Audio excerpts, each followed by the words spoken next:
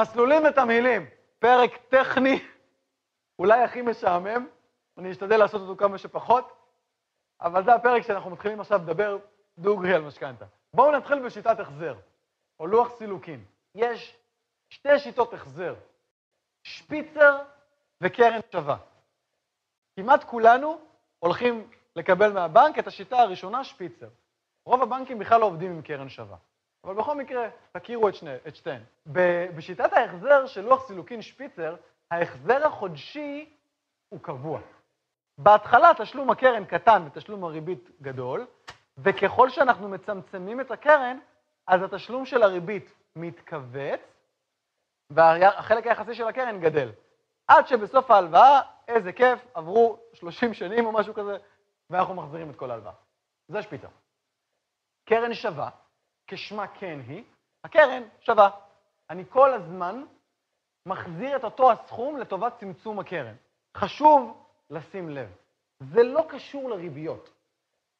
אין פה קשר לריביות, מדדים, אני לא יודע מה. הדבר היחידי שרלוונטי פה בשיטות ההחזר, זה שאני מחזיר כסף לבנק, איך הכסף הזה מתחלק. מה הולך לקרן ומה הולך עבור הריבית. איך זה נראה? פה אנחנו רואים לוח סילוקין שפיצר, כמו מקודם, אז בעצם ההחזר החודשי, אתם רואים, הוא קבוע. בהתחלה משלמים הרבה כסף עבור הריבית, וככל שהזמן עובר, החלק היחסי של הריבית מצטמצם. בהתחלה מחזירים, כמה זה? מעט כסף לקרן, וככל שהזמן עובר, מחזירים יותר כסף לקרן. בואו נדבר על קרן שווה. זה לא זה. בקרן שווה, אז יש לנו החזר קבוע עבור הקרן. כל תקופת הזמן מחזירים את אותו הסכום. וההחזר החודשי שלנו בהתחלה גבוה, ועם הזמן ההחזר החודשי מתכווץ. זה ההבדל.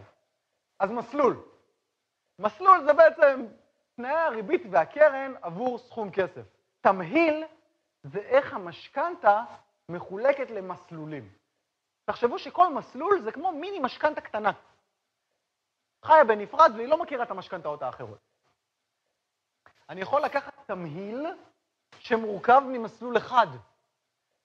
לדוגמה, כל המשכנתא בריבית קבועה. עוד רגע נדבר על מה זה. אני יכול לקחת תמהיל שמורכב ממספר מסלולים.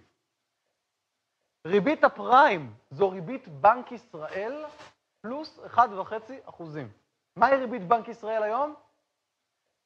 0.1. חבר'ה, אני לא יודע מתי אתם רואים את הסרטון הזה, אני מקווה שהיא עדיין 0.1, ולכן ריבית הפריים היום היא 1.6. מדד הוא מדד המחירים לצרכן, מפורסם על ידי הלשכה המרכזית לסטטיסטיקה, עוד רגע נדבר עליו. אני כן אומר שאפשר להצמיד את המשכנתא למדד המחירים לצרכן, ואפשר להצמיד את המשכנתא לכל מיני מדדים אחרים. אפשר להצמיד את זה לאג"ח ולמחירי הדיור, ואני לא יודע מה, כל מיני מדדים. אבל זה לא משנה, כי כולם מתנהגים ברמה הטכנית אותו דבר. בואו נתחיל לדבר על הצמדה למדד. אז מדד המחירים לצרכן מפורסם על ידי הלשכה המרכזית לסטטיסטיקה. ומה שהוא מנסה לעשות זה בעצם למדל עבורנו כמה הכסף שלנו שווה. יש דוגמה שאוהבים לתת, דוגמה די טובה, על מסטיקים. בואו נניח שיש את מדד המסטיקים. כל מסטיק עולה שקל, ולכן השקל שלי נותן לי כוח קנייה של 1 מסטיקים. אם עכשיו המסטיקים יעלו 2 שקלים, אז בעצם השקל שווה פחות. עכשיו בשביל לקנות מסטיק אחד אני צריך 2 שקלים. לחלופין, אם עכשיו כל מסטיק יעלה 0.5 שקל, אז כל שקל שלי קונה 2 מסטיקים, ולכן השקל שווה יותר. מדד המחירים לצרכן מנסה בעצם למדל כמה השקל שווה, אז לוקחים איזשהו סל מוצרים ורואים כמה הוא עולה, ואז בודקים כמה חזק השקל. איך זה קשור למשכנתא? אז בעצם אנחנו ניגשים לבנק בשביל לקחת משכנתא, והבנק מציע לנו את הדבר הבא. זאת אומרת, שמע אור, אתה לוקח עכשיו הלוואה ל-20 שנים. כרגע אני יודע כמה הכסף שווה, כמה השקל שווה, אבל אני לא יודע מה הוא יהיה שווה עוד 20 שנה, נכון? בוא נעשה עסקה בין חברים. אם המדד עולה, אז מה שיקרה, אתה תהיה חייב לי יותר כסף. כי זה הגיוני. המדד עלה, ולכן השקל שווה קצת פחות, לכן אתה צריך להחזיר לי יותר שקלים. לעומת זאת, אם המדד יורד, לא צריך להתחשבן על כל שקל. מה זה כמה כסף בין חברים? סתם לא. אבל מה שקורה בעצם, הבנק גידר את עצמו במצב של דיפלציה, ולכן אם המדד יורד, אז הוא לאו דווקא יקבץ את הקרן. המדד עולה, אז הקרן מתנפחת. המדד יורד, הקרן אולי מתכווצת, עד איזשהו סף מסוים בשביל להגן על הבנק. איך זה נראה? אז בעצם יש פה דוגמה מספרית למשכנתה עם ריבית קבועה שצמודה למדד. לצורך הדוגמה, שמתי פה מדד של 3% שנתי, שזה אומר 0.25% בחודש. מה שקורה זה שכאשר המדד עולה, הקרן מתנפחת, ולכן אני צריך להחזיר יותר כסף לבנק בהחזר החודשי. תחשבו על זה, זה הגיוני. אם תקופת הזמן נשארה אותו דבר, אבל הסכום גדל, אז אני צריך לשלם יותר כסף לבנק כל חודש, בשביל להספיק להחזיר את זה בזמן. פה בדוגמה הזאת אנחנו רואים החזר בחודש הראשון, מכפילים אותו ב0.25%, זה יוצא 5,012 שקלים. בחודש השני 5,000 כפול 0.25% כפול 0.25% בריבוע. 5,025 שקלים. בחודש ה-60, 5,000 כפול 0.25% בחזקת 60, 5,800 שקלים. אז אם המדד עלה ב3% כל שנה, לאחר 5 שנים, ההחזר שלנו עלה מ-5,000 שקלים ל-5,800 שקלים. צריך לשקל את זה פנימה. אני מקדים ואומר, זה לא אומר שהלוואות שצמודות למדד הן הלוואות רעות, ממש ממש לא. אבל זה משהו שחייבים לקחת בחשבון. אז בואו נדבר על המסלול הראשון, קלט. ריבית קבועה, לא צמודה. זאת אומרת שהריבית קבועה, מה שסגרתי עם הבנק ביום החתימה על המשכנתה, זוהי הריבית שתהיה לאורך כל תקופת המשכנתה. לא משנה מה קרה במשק, הריבית עלתה, ירדה, לא רלוונטי. בנוסף, הקרן לא צמודה. ולכן, אם המדד עולה, יורד, זה לא משפיע עליי. וזה המסלול הכי יציב שאפשר. כי בעצם סגרנו את התנאים מראש, והתנאים האלה לא יכולים להשתנות. לא משנה מה קורה במשק. וכאשר אנחנו לוקחים את המשכנתה הזאת, את המסלול הזה, אנחנו נשלם את הריבית הכי גבוהה. זה הגיוני. הבנק מתחייב על תנאים לתקופת זמן ארוכה, אז הוא חייב לגדר את עצמו מהמצב שהריבית עולה. אז היתרון של המסלול הזה, התנאים קבועים ולא ניתנים לשינוי. אנחנו מוגנים מפני עליית ריבית או מפני עליית מדד, אבל החיסרון זה שהריבית הכי גבוהה. נניח הריבית יורדת, מדד יורד, אנחנו לא מרוויחים מזה, למרות שכרגע אין לה הרבה לאן לרדת. והמסלול הזה לא נוח לפירעון מוקדם. התחייבתי למשכנתה ל-20 שנים, ואני רוצה להחזיר אותה מוקדם.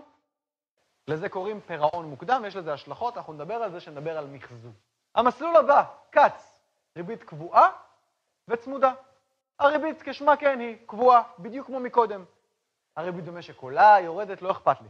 אבל הקרן צמודה למדד המחירים לצרכן או מדד אחר.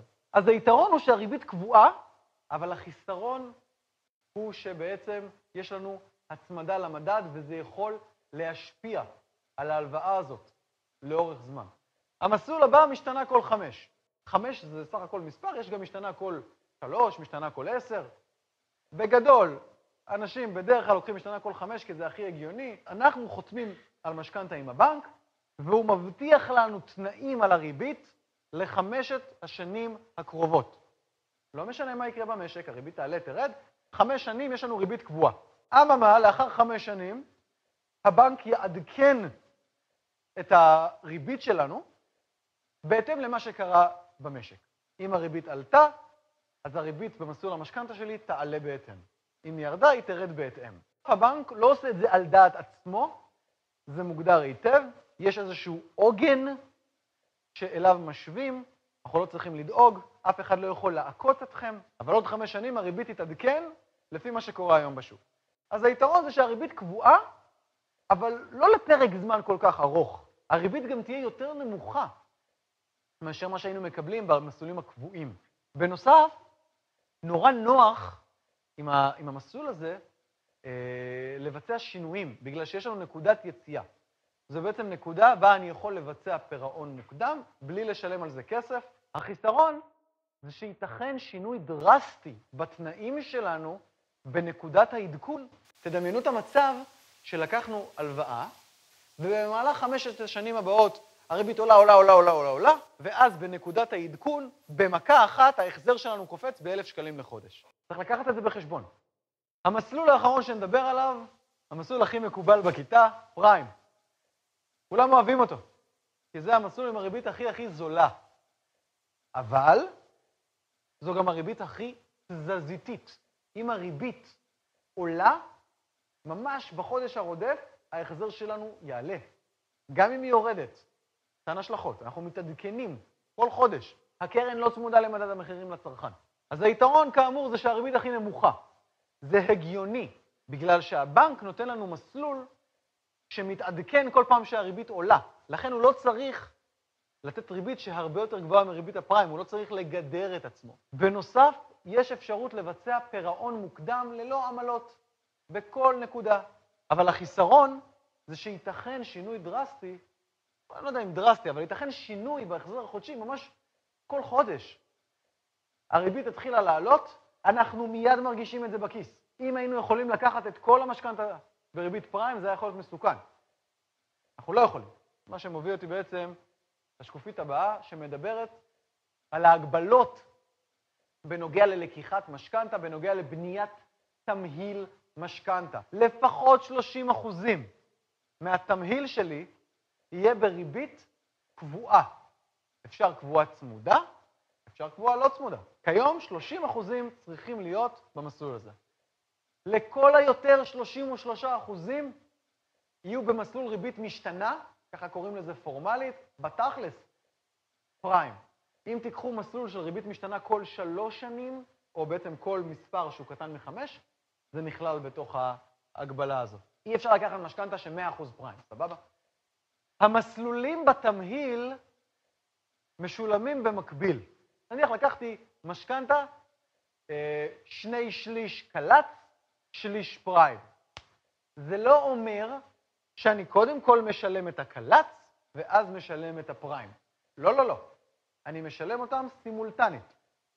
בנוסף, כל מסלול ניתן לפריסה לתקופת זמן אחרת.